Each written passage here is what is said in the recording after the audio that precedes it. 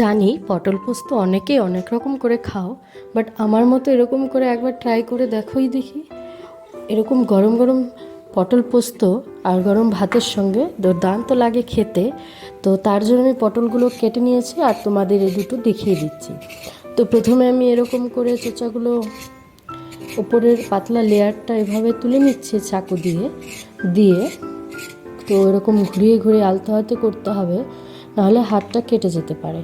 তো দুপাশ থেকে এরকম দু সাইডের থেকেও কেটে নিলাম, আর তারপর এরকম পিলার দিয়ে এরকম করে আস্তে আস্তে পাতলা করে একটু জায়গা বাদে বাদে চোচাটা তুলে নিচ্ছি।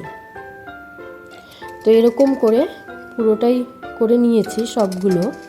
তো এই যে দেখো চারপাশে এরকম একটু একটু রেখে করে নিয়েছি। তারপর একটু কেটে দেব ভেতরে যাতে সব কিছু ঢুকে যায়। তো এই যে এরকম দুপাশ থেকে উল্টো করে লাগিয়ে নিয়েছি। তো এইভাবে আমি সব পটলগুলো কেটে নিয়েছি। তো এটা আছে, বাকিটুকু কেটে নিলাম। তো এখানে দেখতেই পাচ্ছ সব রেডি করে নিয়ে নিয়েছি। পোস্ত, টমেটো আর কাঁচা লঙ্কা পেস্ট করব, আর এদিকে পটলও তৈরি।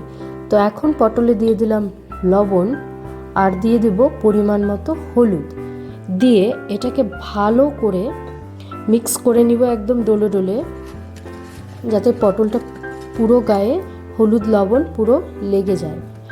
আর এটা মাখা প্রায় হয়ে গেছে।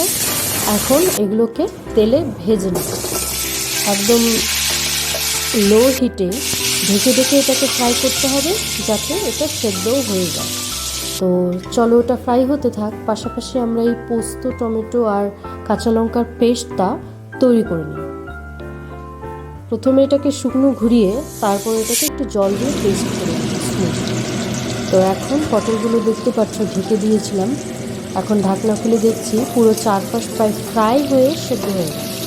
একটু তেল সাইড করে তেলে দিয়ে দিলাম একটু কালো জিরে, দিয়ে তৈরি করে রাখা সেই পেস্টটা দিয়ে দিলাম সেই তেলে। তো এখন এটা ভালো করে মিক্স করে দিচ্ছি। যেহেতু সর্ষে পোস্ত বেশি ভাজলে তেতো হয়ে যায়, তো একটু কম করে ভাজা ভাজা করেই পরিমাণ মতো লবণ দিয়ে এটাকে আমি কিছু সময়ের জন্য ঢেকে দেবো তেল ছাড়া অবধি। তাতে পটলের ভেতরে সব মশলাও ঢুকে যাবে আর আমার মশলাটাও সেদ্ধ হয়ে যাবে। তো এই দেখো কিছু সময় পর সুন্দর আমার তেল ছেড়ে এসছে, রান্নাটা হয়ে গেছে আমার। তো চলো নামিয়ে নিই। এই দেখো নামিয়ে নিয়েছি। ওপর থেকে একটু কাঁচা সর্ষের তেল ছিটিয়ে দিয়ে পরিবেশন করলেই রেডি পটল।